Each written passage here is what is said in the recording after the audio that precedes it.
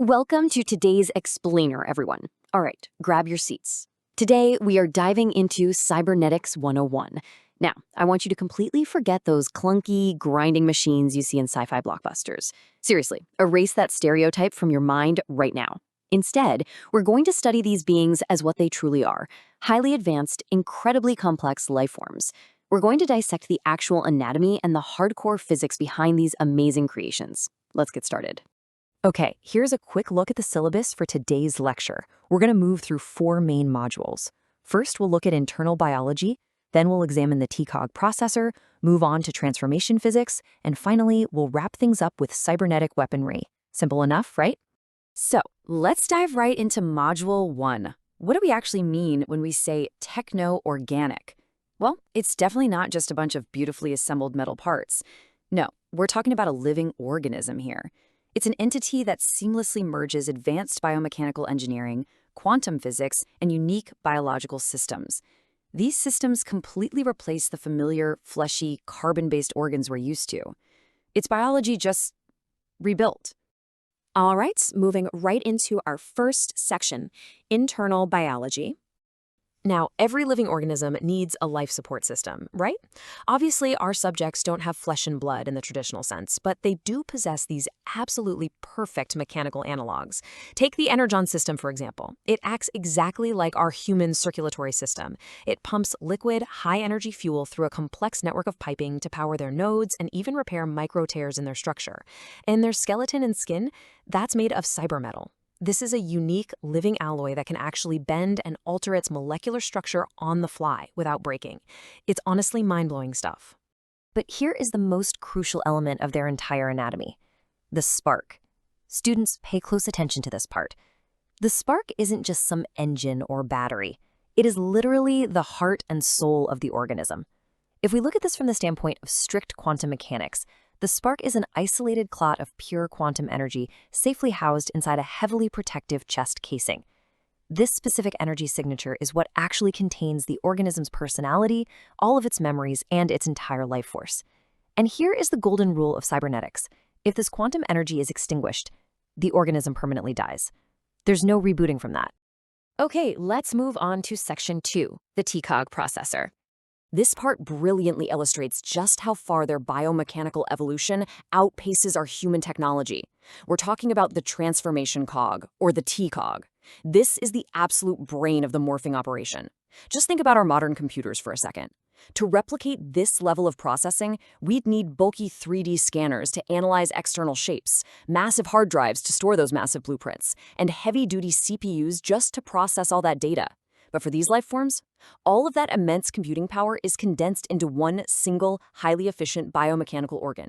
It can scan an external object in seconds, save a perfect 3D blueprint, and instantly fire off the molecular impulses needed to trigger a physical change. If you remove the TCOG, the organism is permanently locked into its current form. It's that critical. Next up, Section 3, transformation physics. Now, let me be very clear about something. Transformation is strictly about math and physics. This isn't movie magic. It is an instantaneous, mathematically perfect process that takes anywhere from just 1 to 5 seconds. Bam.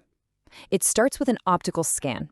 Immediately, the TCOG sends an impulse that triggers a molecular shift, suddenly rendering that solid cybermetal highly plastic. Next comes mass shifting, which we're going to dive into in just a second. And finally, rapid compression and docking. The internal hydraulics, gears, and pistons all slide along strict processor-guided rails. The robot elements smoothly retract inward while the alternate mode plating shifts outward, locking flawlessly into place. It's a mechanical ballet. Let's pause and take a moment here, because this next concept requires some careful thought. Mass shifting. How exactly does a giant towering commander like Megatron turn into a handheld pistol? Or how does a massive spy like Soundwave become a portable boombox? Well, it all comes down to subspace. The organism literally pushes its excess physical mass into a pocket dimension to shrink down, or it pulls mass out of that dimension to grow larger. It is an incredibly dense, physics-defying process that makes them not just masters of disguise, but true manipulators of dimensional space. It's wild to think about. And that brings us to our final module, Section 4, Cybernetic Weaponry. So, unique anatomy and spatial physics are super fascinating, but how does this actually apply to the harsh reality of combat? Well, notice that most of these beings don't simply carry sidearms like human soldiers. Their weapons are fully integrated into their bodies. Because they have morphing limbs, the T-Cog actively reconfigures the arm itself. The fingers and hand retract instantly, and internal energy accumulators, along with focusing lenses, deploy outward to form a lethal barrel. What does this mean in a fight? It means their weapons cannot be dropped, they cannot be disarmed, and most importantly, those weapons are hardwired straight into the organism's central biological power source. Now, what is genuinely fascinating to me is the sheer diversity of this arsenal and the physics behind the actual damage they inflict. Think about plasma cannons like the ones Bumblebee uses. They superheat energon straight into plasma to instantly melt enemy armor. Soundwaves lasers? They focus light perfectly through internal crystals to make these incredibly precise sniper shots. Then you have Optimus Prime's ion blasters. These are a masterpiece of disruption. They don't just hit physically, they completely paralyze the enemy's electronics and shut down their T-Cog outright. Ironhide literally generates rockets from liquid metal right inside his chassis. And Megatron's melee blades, they heat up with plasma or vibrate at extreme ultrasonic frequencies so they can slice through enemies with zero resistance. It's a terrifying array of technology. And all of this brings us to what I think is the most intriguing question of our entire lecture. We know their integrated weapons tap directly into their internal reserves. So what is the ultimate biological cost of techno-organic warfare? Every single plasma burst, every laser fired, drains power directly from their own spark and energon supply. Their ammo is their lifeblood. So how far can a soldier push in this kind of combat before they literally burn themselves out from the inside? I want you to really think about that. Well, class dismissed, and I am sure you will never look at these life forms the same way again.